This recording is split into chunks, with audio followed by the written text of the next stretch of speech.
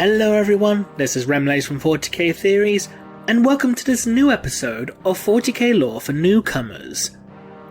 For this episode, we will be taking a brief look at the Xenos faction known as the Ynnari.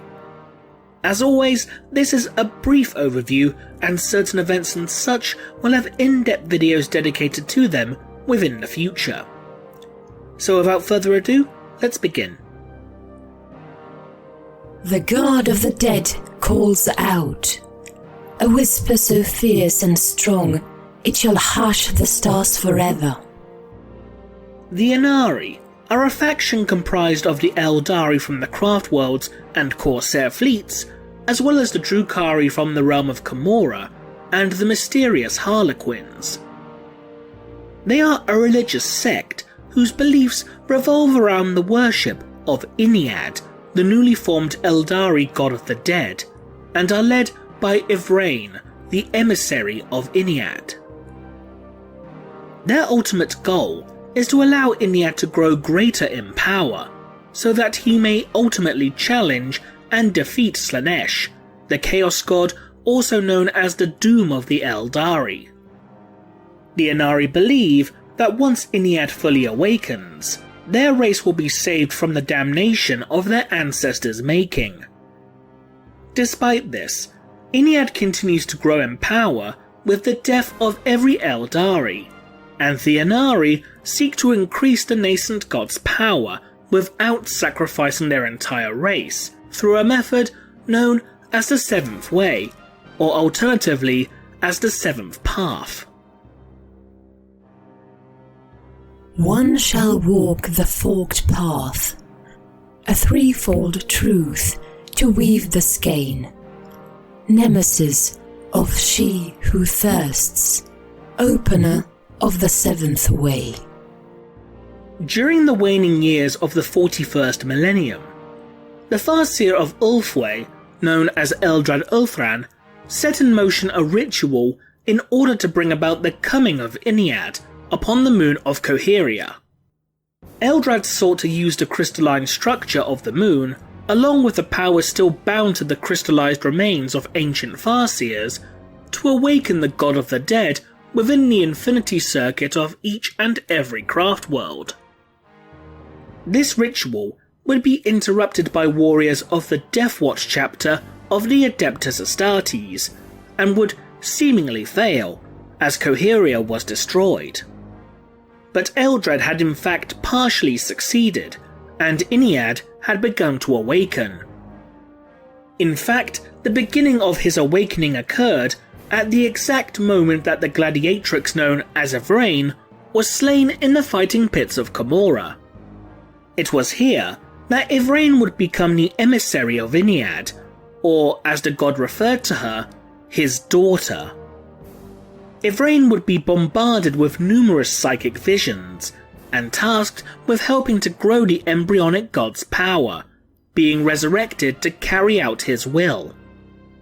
The shockwaves of psychic energy generated by Ynnari's resurrection would not only slay all who came into contact with it, but they would also cause an event known as a disjunction within Camorra, where the webway and warp space would briefly intertwine, leading to a demonic incursion within the city.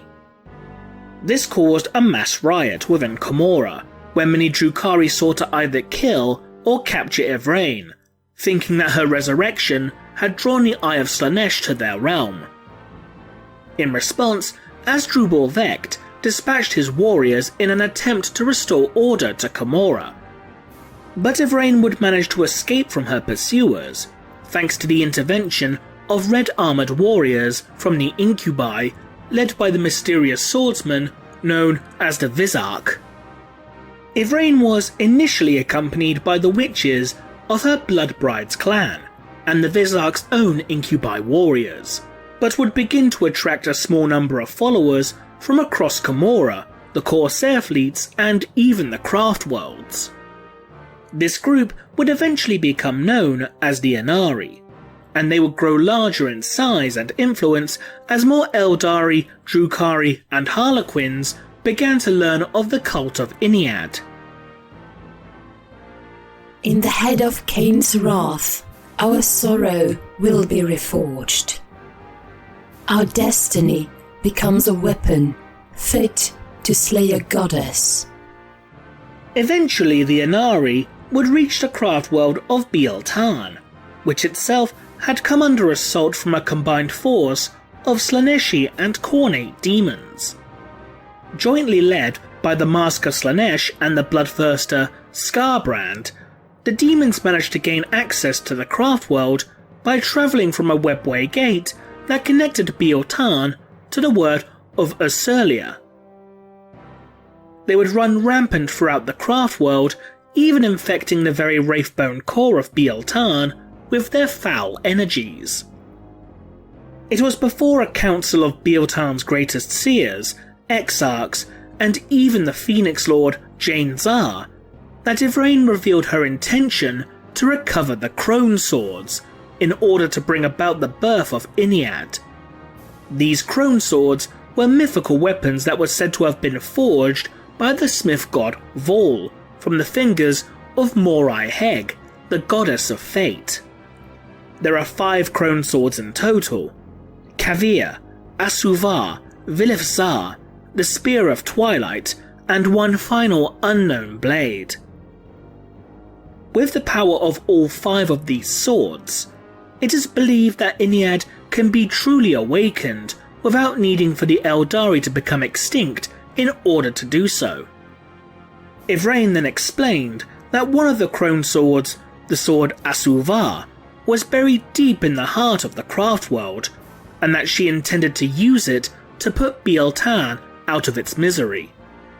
This caused an uproar from the assembled Biel-Tani, even causing the Exarch Taralaf Shadowheart to attempt to strike down Yvraine in his anger, though he would be stopped by the actions of Jane Zar. Yvraine would then channel all of her power into her right hand and plunged it deep into the corrupted Wraithbone core. She would pull Asuvar slowly from the Wraithbone, its energies causing her immense pain as she did.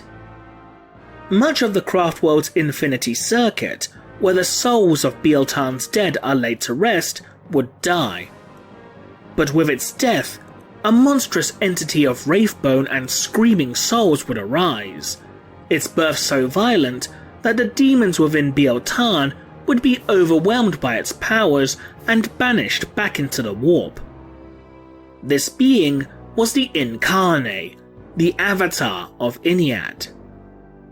The Incarnate is a gigantic demonic entity, similar to the other avatar of the Eldari race, the Avatar of Cain.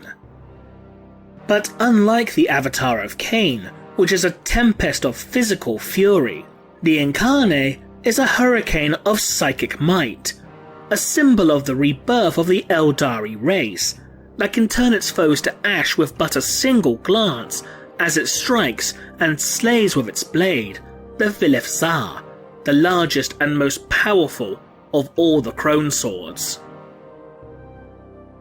The stolen seers, amassed, gather unto them the dead. Legion, the drift within the sands, their voices raised as one.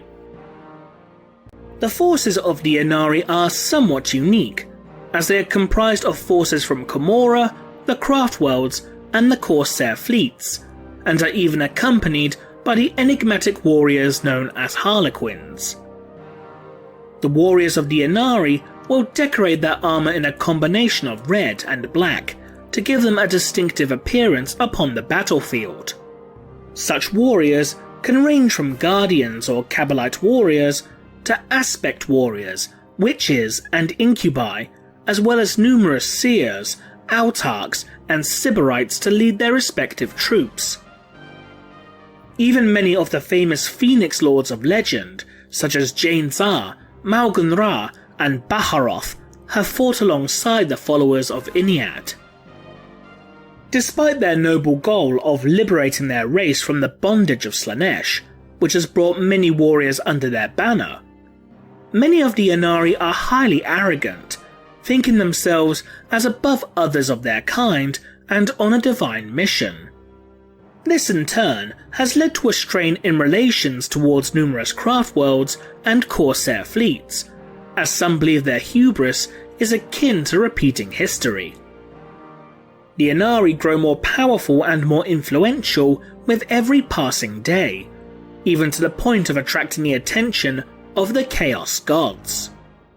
Slaanesh in particular has sought to unleash her demonic legions upon them whenever possible, as with the rise of Ynnari, the youngest Chaos God now potentially has something to fear. What also makes the Ynnari unique is that they are currently on gracious terms with the Imperium of Man.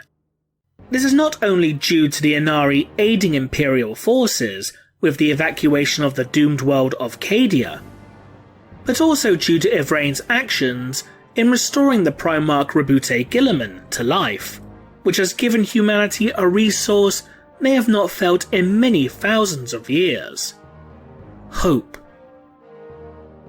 And that concludes this edition of 40k Lore for Newcomers.